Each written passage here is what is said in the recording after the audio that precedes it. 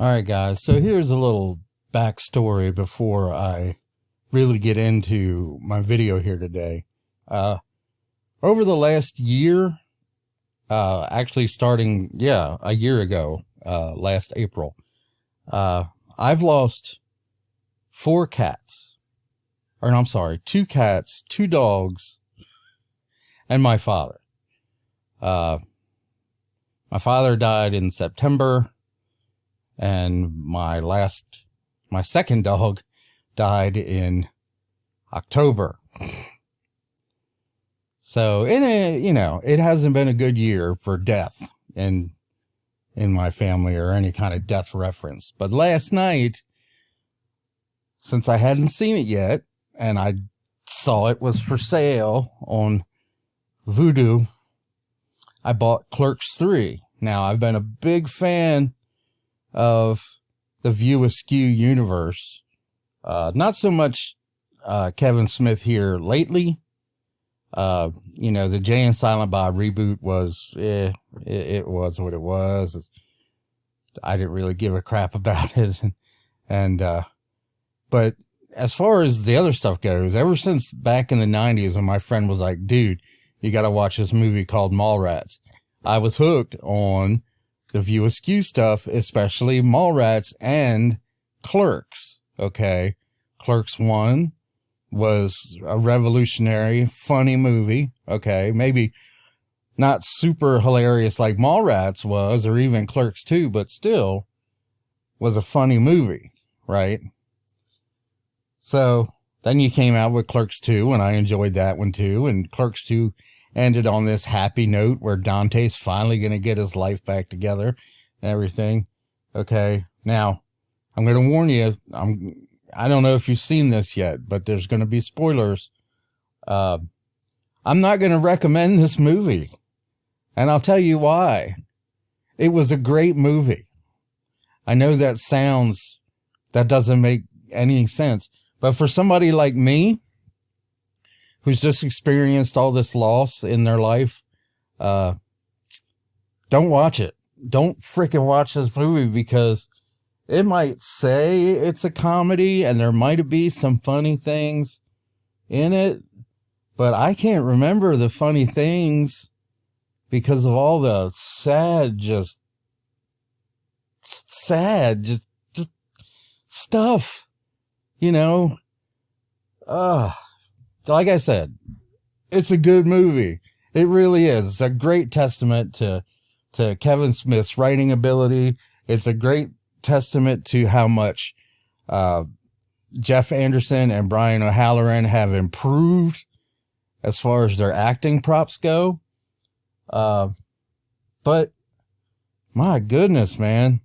I mean, right off the very bat, here's the spoilers coming at you. Right off the very bat, you find out that Rosario Dawson's character, Becky, who was pregnant with Dante's child at the end of Clerks 2, died a few days after Clerks 2 ended, because of a car accident. A drunk driver clipped her and killed her and the baby.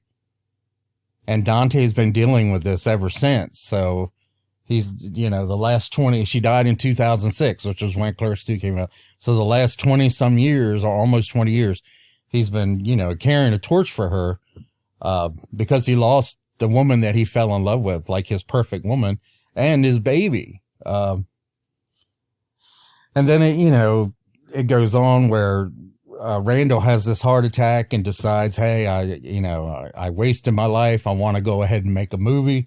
Basically, they're basing it on, Kevin Smith's experience of making the first Clerks movie, but then throughout, Dante is constantly reminded of Becky and all this other stuff. And then at the end, Dante finally goes off on Randall, has his own heart attack. And you're like, oh, okay, well, he'll pull through it. But nope, fucking Dante dies, man, right? God, I sat down thinking, I'm going to watch this. I'm going to watch Clerks 3. It's going to be funny. I'm going to have a laugh. It's going to be a great night. I'm gonna enjoy it. I'll laugh my butt off some. I was, I was high too. So I was expecting some good, funny stuff. And man, by the end of the movie, God, if you were to watch Clerks 2, I don't even know if I can watch Clerks and Clerks 2 again. Just knowing the stuff that happens now at the end, I almost have to pretend that Clerks 3 doesn't exist so that I can go back and enjoy the other two movies, because I really do. I really enjoy them. I watched them not too long ago. And man, geez, I just don't know if I can watch them again, man. Good Lord. I realize that this is, sometimes life gives this to you, but that's not why I watch movies. You can see that it got a good tomato score and it got good audience score. There's only 250 rating. I don't really think this was a wide release. I really don't think it was. And, I'm not even sure that it maybe even got released in theaters. Maybe it had a limited release in theaters, but I only heard about it. I didn't really know anything about it. And now that I do know about it, I almost wish I hadn't watched it, because like I said, it's one of those movies that even though it's so good, it's so freaking depressing by the end that it'll almost ruin the other two movies. It'll almost ruin Mallrats, because Brian O'Halloran plays Gil Hicks, who I guess is supposed to be either Dante's cousin or Dante's brother. So now when you see Gil Hicks at the end of Mallrats, you're going to be like, well, thinking about Dante, thinking about what happens to Dante. If you're not bothered by heavy emotional stuff like death, or midlife crises, or dying girlfriends with babies, then by all means watch this movie and you'll probably enjoy it.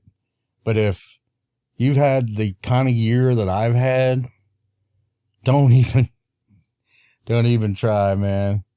Don't even try to watch this movie, because it's gonna mess with you. It's gonna mess you up. So, I mean, I'll give Clerks 3 an 8 out of 10, because I've already watched it.